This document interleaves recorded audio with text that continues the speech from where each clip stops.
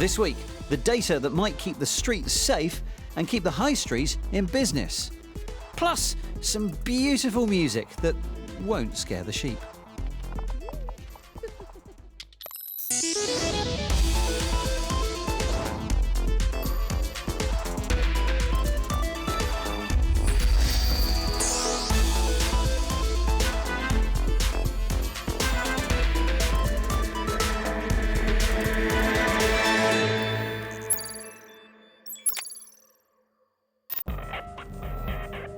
We're becoming aware of how much data we give away without even realizing it. Our habits online can say a lot about our personalities, but when we're out and about, what does our behaviour in the real world say about us? Well, in the UK, we're all getting used to the fact that we're being filmed by CCTV a lot of the time, but although a human can tell a lot about a person just by looking at video footage, that is a really hard job for a computer to do. That said, this system is having a pretty good guess at who it's looking at right now. It's a very flattering guess, actually, but probably no worse than a human would guess given the same footage. This system is an artificial intelligence that researchers at Southampton University have trained to estimate the gender, age, and a description of everyone that falls under the gaze of their test cameras. So we have millions of images, different types of people, captured from different environments, from all around the world, and we hand label these. So they're labelled by human beings as male and female, or 16 to 30, and then the magic part is that we can feed these into a machine, into a computer, to learn what it means to look male, what it means to look female, just from the visual cues alone. The team are pitching this at retailers as an improved way of measuring footfall. Instead of just counting the number of customers who come into a store, this can tell shop owners whether the right kind of people, the shop's target audience, are being drawn in. Rather than know that 100 people came in and they sold 50 things, we can now tell them that 50 people of their target demographic came in and they sold 50 things. So now they know how well they're converting on certain types of people that they may be targeting to sell products to. Or maybe tell them that their sales were down, even though lots of people came into the shop, they weren't selling as well because the right types of people weren't coming into the shop.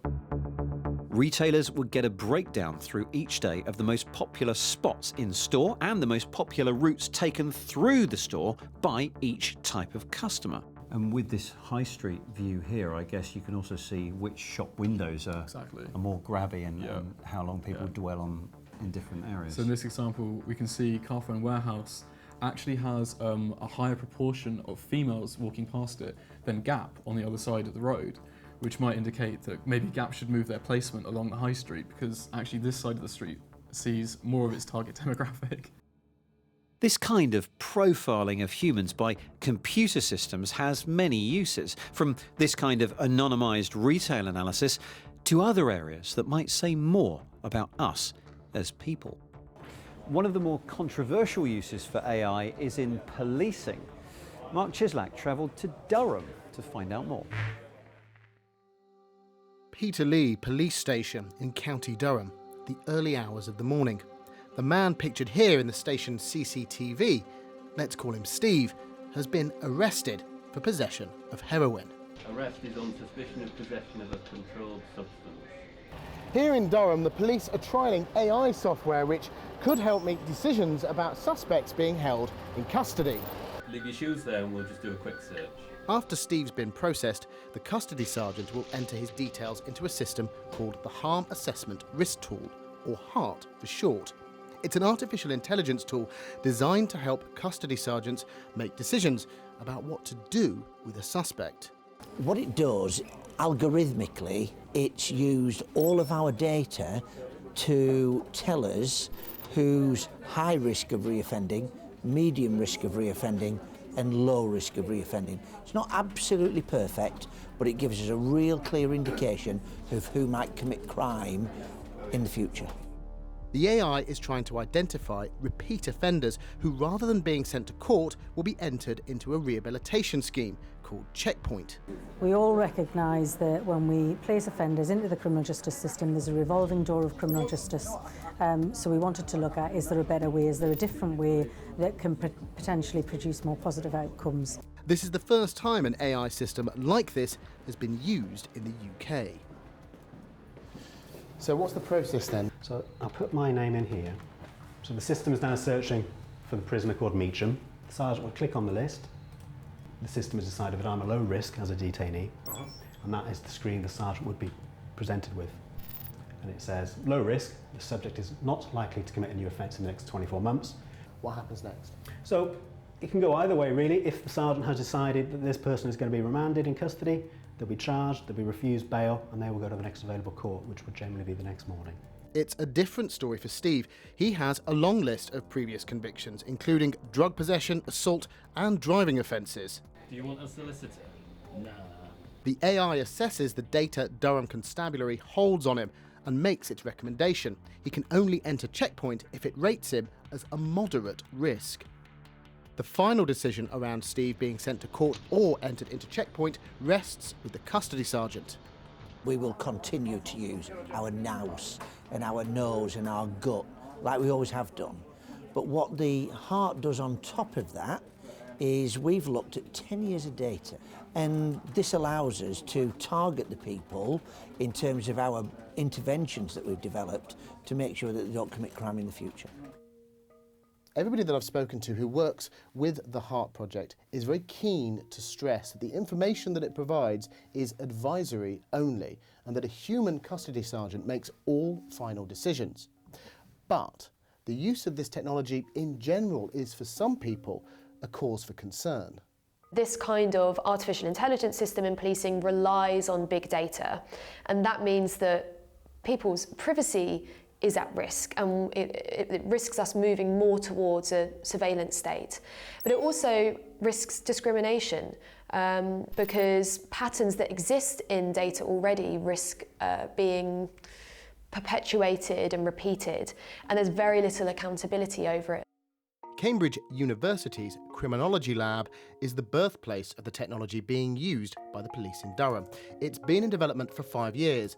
The decisions that Heart makes are based on historical data. It uses this information to predict future outcomes.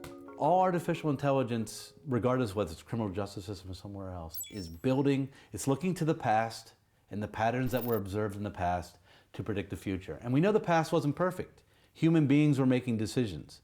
And by the way, human beings were making predictions at every stage in the criminal justice system. From the first time we had thief takers and the Bow Street runners. The system makes use of 34 different predictors, which include things like age and gender, but it also uses data from the credit reference agency Experian, and it's this data that privacy campaigners find troubling.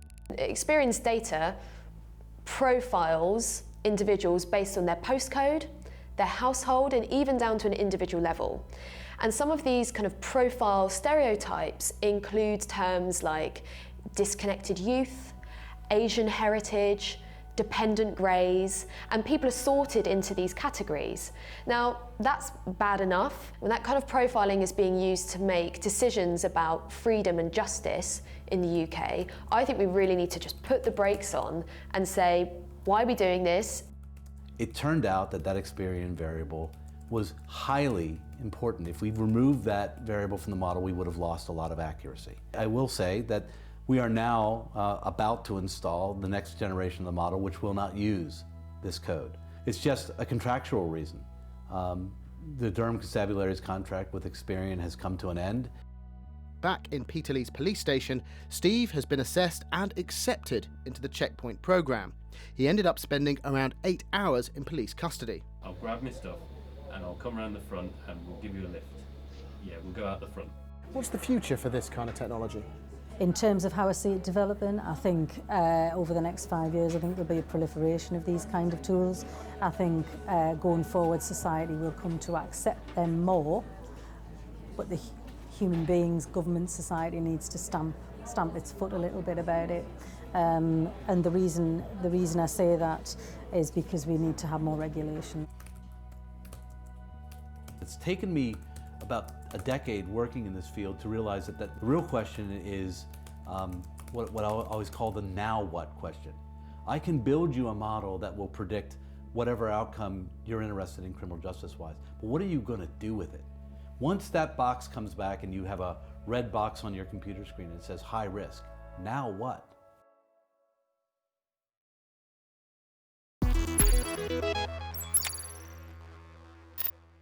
Hello and welcome to the Week in Tech. It was the week in which the world's tallest tower in Dubai created a virtual jump off the top, should you choose to accept it. Iran joined Russia and blocked Telegram, and with the harvest over, Cambridge Analytica shut down. Ford revealed it's planning to let the blind see through car windows.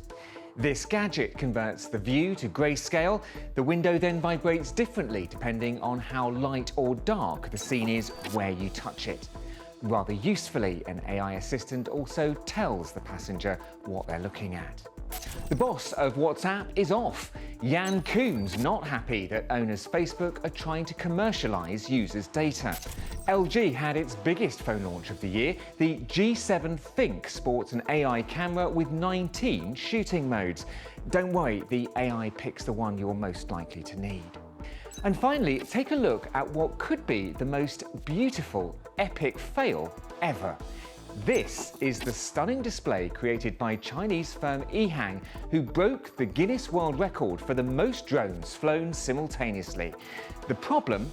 Well, the aircraft failed to spell out the date and the record-setting number of drones perfectly. An epic fail, according to the country's own South China Morning Post. Tough crowd.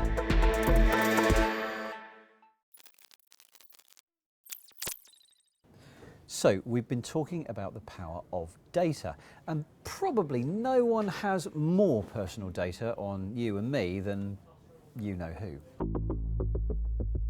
Yes, at Facebook's F8 conference this week, they were telling us their plans for the platform for the year ahead. There will be new face filters. Wonder where they got that idea from.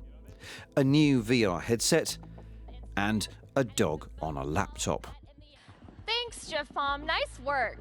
But there wasn't just a dog in the conference centre. There was one very big elephant in the room as well. Welcome to F8. This has been an intense year. Privacy. It has been centre stage for Facebook so far this year, with Zuck appearing in person before Congress to defend Facebook's privacy practices. And this week, the company sharing that scandal spotlight with Facebook, Cambridge Analytica, announced that it was shutting down, saying it had been vilified by unfounded accusations. Nevertheless, Facebook's feet are still very much to the fire as questions heat up around how our data is used. And what I've learned this year is that we need to take a broader view of our responsibility. Facebook's opening salvo, a new feature called Clear History. We're starting with something that a lot of people have asked about recently, and that's the information that we get from websites and apps who are using Facebook's advertising and analytics tools. The new tool, which won't be available for at least a few months, is an attempt to answer some of the harder questions put to him by Congress. Facebook already offers this tool which lets you download the data that they hold on you. The problem is, it's not all the data that they hold on you. Via Facebook like buttons and also using hidden Facebook trackers installed by the owners of many websites, Facebook can follow you as you browse much of the web. And it's accessing this data which is uniting privacy advocates and Congress alike. Clear your history is a bit misleading. All they're doing is actually disconnecting the history, the browsing history, from the profile, from the account itself. The data will still exist. The information that you went to website 1, then website 2, then website 3 will still exist and will still be stored in Facebook's databases. The only thing is that it will not be linked to you directly, but it will be linked to some other identifier, and possibly alongside that other identifier will be kept other data about you. And while Facebook might not be so lucky in privacy, maybe they can be luckier in love. We are announcing a new set of features coming soon around dating.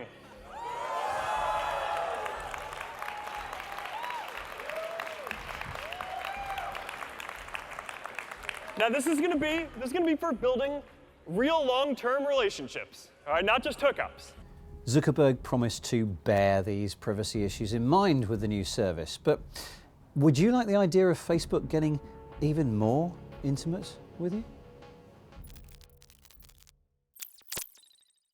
few years back, wearables became the buzzword, but this year there's been a lot of talk about hearables.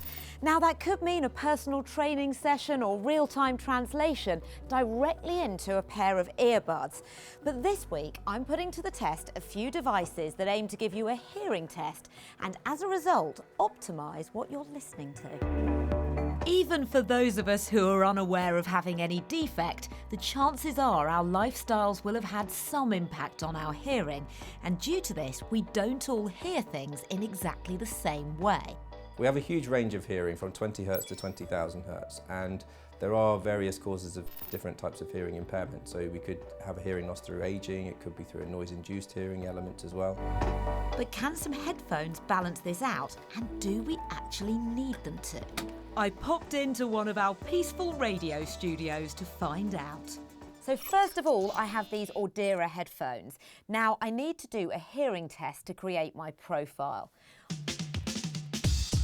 What we're doing here is finding the quietest part of my audible range throughout all the different frequencies. So let's get started. That's it. It takes about 10 minutes to go through this whole process for a full range of sound on both ears. Okay, so the results of my test, I can tell that each ear seems to hear differently from each other, but beyond that, obviously, it doesn't mean a huge amount. But what I can do now is I can put the headphones to the test. Okay, so it says here the first time that you experience this personalised sound, it may be very different from anything you have ever heard before.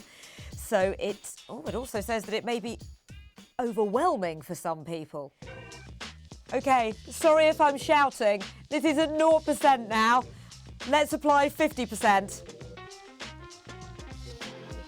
Wow, it sounds a lot cleaner. The sound's a lot sharper. You can hear each element of the sound really clearly. The clarity at 100% is pretty good.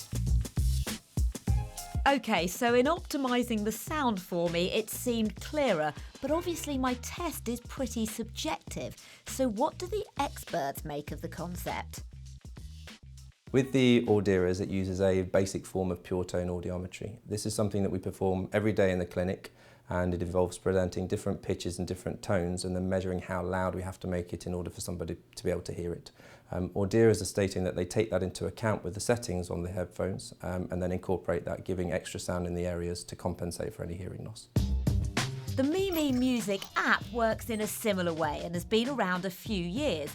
After creating your earprint, it aims to optimise the music you listen to through any wired headphones. Just inputting your age does the job to some extent, although I ended up more impressed by the way you could tweak the sound around you. Here I have the Neurophone headphones, which look pretty interesting for a start as they're sort of in-ear and over-ear. But they work differently. Instead of asking you whether you can hear something, they do the test for you, and they do it in just 60 seconds. They claim to do so by sending sound waves into your ear, which will trigger a reaction, sending electrical impulses to your brain and sound waves back out your ear. It's through measuring them that the app will create what it calls your hearing signature. In my not very scientific experiment here, I am noticing a much bigger difference between the generic and the personalised in these headphones. The music sounds totally different. It's different parts of the music that sound louder, and that's mixed in with just a real clear, crisp sound. But our expert had some questions over this upgrade of sound quality. They do give you the opportunity with the headphones to be able to compare the generic settings with those taking into account your personal profile. There was a hugely marked difference between those two things when I actually tested them out on my hearing, which actually prompted me to go downstairs and use our diagnostic otoacoustic emission test and see if I had normally functioning ears, of which I did. So in terms of the reliability of that, in terms of the accuracy of how they actually come to those conclusions, I'm not entirely sure. But would I want either of these over another pair of headphones at the same price point? Maybe the fact is that I don't need them. If my hearing was a little more damaged, there would be greater rewards to reap. That was Lara, and now we go to one of the most remote communities in the Western world, the Faroe Islands, a nation with more sheep than people. But residents there have been given access to a new piece of software to help magnify their musical talents. Here's Paul Carter. When you think of parts of the world innovating in technology, a rocky collection of islands in the North Atlantic might not be the first place that springs to mind. But the Faroe Islands, situated roughly halfway between Scotland and Iceland, are trying new ways of doing just that. We talk a lot about the power of technology to bring people closer together. Well, the government here are experimenting with new ways to bring education to people across these islands and bring the world a little closer to them. This remote collection of 18 islands are actually no stranger to technology. As well as leading mobile phone 4G connectivity in partnership with Chinese firm Huawei, they've also built a reputation for taking on the tech big guns and winning. More on that later. But it's their experiment with tech to enhance their cultural heritage that brought us here. The Faroese government has just announced that it will be making music education software Melodia available completely free to all of its 50,000 citizens. So there's only one really specialized high-level music school here in the capital, in Tórshavn, but people who live on other islands can have that. So this is a perfect country to use technology to spread music education and music literacy throughout all the 18 islands of this country and make music accessible to all. The web-based platform aims to teach music in the same way as a language and claims to be beneficial to everyone, from children to people with learning difficulties, right up to professional musicians. We don't have access to the big universities or the best teachers in the world if we are not, if we don't use the digital platforms in any area you could think of. So we are very fond of the digital possibilities for our citizens. It was not that difficult to get the government doing this because we are very proud of being this musical nation. We have, like, I don't know, 10 brass bands, a population of 50,000 people. In 2016, the islands made worldwide headlines when its own version of Google Street View, named Sheep View, resulted in Google mapping the islands for its service. But they haven't stopped there. Now when we have more and more tourists coming, they are also quite interested in our language somehow. But we were not present on Google Translate this time. So we thought that we should give Google another go and ask them if they could put the Faroese language on Google Translate. They established Faroe Islands Translate, an online service in which requests were sent to Faroese volunteers, who recorded the translations on video and posted them on a dedicated website. As well as a useful tool to promote the islands, they also hoped it would again add pressure to Google. Try it, and you will learn that we have 40 words for fog. As yet, Google hasn't bowed to pressure a second time. Two? Yeah. We don't have the budgets as the UK have, for example. So we need to find something that works for us, and this works very well. It gives us the attention we wanted, but most of all, it shows our culture and our people. But why is such a remote part of the world so keen to stay connected? A part of it is to tell all the world that we are here and we have a language and we are a country and you should come visiting us or you should go and Google us on the computer because we are also here. Hello!